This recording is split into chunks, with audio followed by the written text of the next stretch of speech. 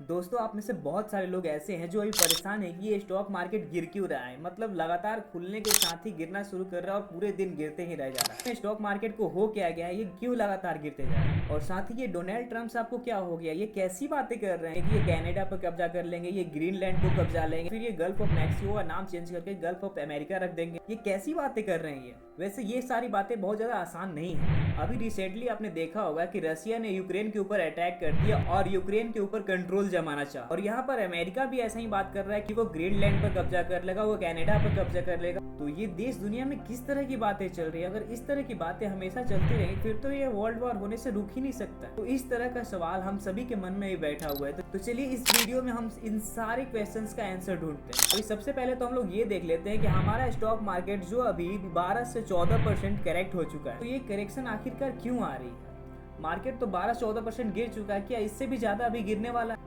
देखिए, सबसे बड़ा निगेटिव चीज तो आपको ये दिख रहा होगा कि यहाँ पर एक हेड एंड शोल्डर पैटर्न बना हुआ है और इसका ब्रेकआउट भी हो चुका है और मार्केट यहाँ से लगातार गिरते जा रहा है।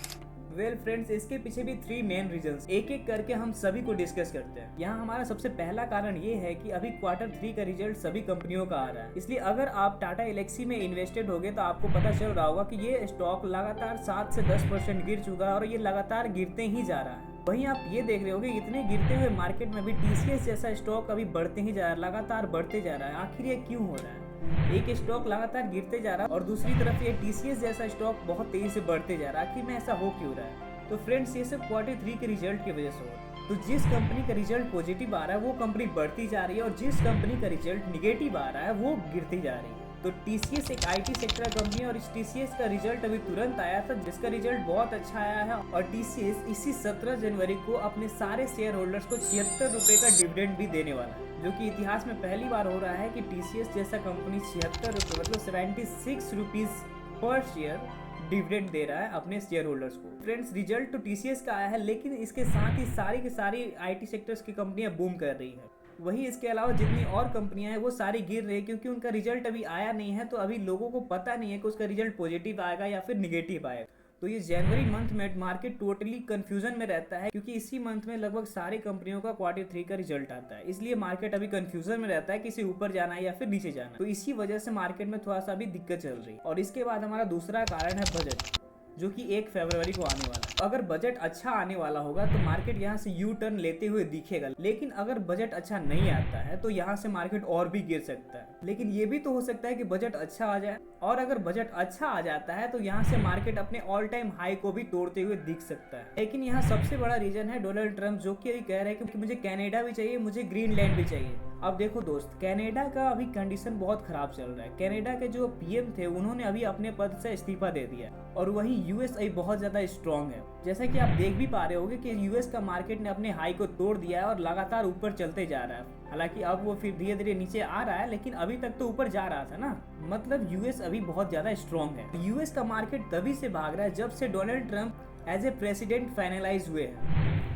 बट ऐसा हमारी निफ्टी के साथ नहीं या फिर चाइना मार्केट के साथ नहीं। हमारा मार्केट तो लगातार गिरते जा रहा है और साथ ही चाइना का मार्केट भी गिरते ही जा रहा है लगभग, क्योंकि डोनाल्ड ट्रंप ने बोला है कि वो टैरिफ लाएंगे, लेकिन कितना लाएंगे ये किसी को नहीं पता है। इसलिए हमारा मार्केट लगातार गिरते जा रहा है। और एक मेन रीजन ये भी है कि FIIs लगातार सेलिंग कर रहे हैं, इसलिए हमारे रिटेल इन्वेस्टर भी जो है वो सारे लोग भी अपना SIP बंद कर दिए, उन्होंने अपना इन्वेस्टिंग जर्नी को बिल्कुल बंद कर दिया है। तो देखो दोस्तों, सबसे पहले तो ये बात याद रखो कि FII जो है वो बड़े प्लेयर है और हम लोग है रिटेलर। तो ये भी हो सकता है कि FIIs हमें दिखाना चाह रहे हो कि वो सेलिंग कर रहे हैं, लेकिन वो बाइंग के प्लान में हो सकता है कि वो बहुत हैवी क्वांटिटी में बाई करने वाले हैं और वो लगातार सेलिंग सिर्फ दिखाने के लिए कर रहे हैं। तो इसलिए हमें अपना इन्वेस्टिंग जर्नी बिल्कुल भी बंद नहीं करना चाहिए। अगर आपको मार्केट गिरने का डर लग रहा है तो आप अपने SIP के अमाउंट को थोड़ा कम कर लीजिए, लेकिन मेरे हिसाब से तो आपको SIP का अमाउंट बढ़ाना चाहिए। लेकिन आपको डर लग रहा है तो आप अपना SIP का अमाउंट कम भी कर सकते हैं, लेकिन बंद नहीं करना चाहिए। क्योंकि अगर मार्केट ने यहाँ से यू टर्न ले लिया तो आप रिग्रेट करते रह जाओ, आप वापस से एंट्री ले ही नहीं पाओ।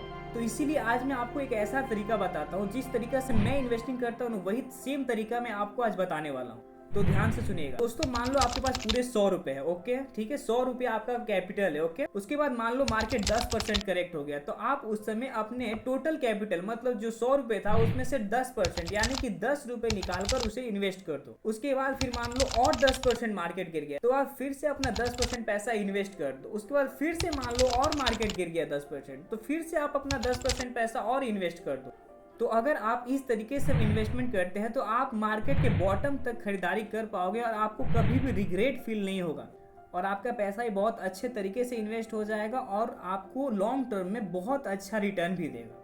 और मेरे को तो यही लगता है कि एफआईआई सिर्फ दिखाने के लिए सेलिंग कर रहे हैं, क्योंकि एफआईआई कभी भी टॉप पर बाई नहीं करते। वो मार्केट को पहले नीचे लाते हैं और अचानक से बहुत हैवी क्वांटिटी में बाई करके स्पाइक में मार्केट को ऊपर लेके चले जाते हैं। उस समय आप बिल्कुल भी सोच भी नहीं पाओगे कि आपको इन्वेस्ट करना चाहिए। इसलिए आप अपने इन्वेस्टमेंट जर्नी को रोको मत, धीरे धीरे थोड़ा थोड़ा करके इन्वेस्ट करते रहना चाहिए, ताकि एफआईआई जब वापस से बड़े हैवी क्वांटिटी में बाई करे तो आप उन लोग के साथ प्रॉफिट एंजॉय कर पाओ, ना कि रिग्रेट करो। तो फ्रेंड्स यही था हमारा आज का वीडियो। अगर आपको ये वीडियो अच्छी लगी तो इस वीडियो को लाइक कर दीजिए, चैनल को सब्सक्राइब कर दीजिए और इसे शेयर कर दीजिए उन लोगों के साथ जो लोग स्टॉक मार्केट क्रैश होते देखकर डरे हुए हैं। Thank you.